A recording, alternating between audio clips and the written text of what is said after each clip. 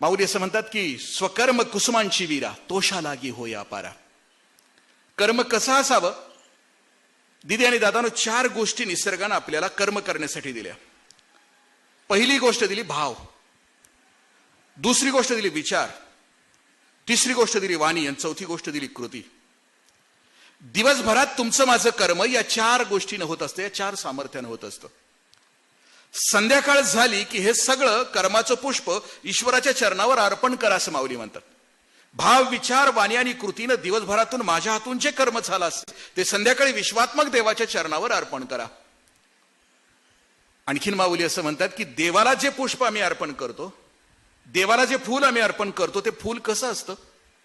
ते पूर्ण असतं, ते फाटका असत नाही, ते तुटका असत नाही, ते कुचका असत नाही, ते सडका असत नाही, ते दुर्गंधीने युक्त असत नाही.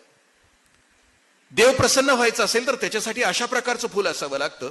मग माझं संध्याकाळचं कर्मपुष्प ज्या वेळेला ईश्वराच्या चरणावर मी अर्पण करेन त्यावेळेला ते फाटकं, तुटकं, कुचकं, सडकं असता कामा नये, ते तितक्याच ताकदीचं असावं लागतं. आणि ही माझी 1 दिवसाची पूजा झाली.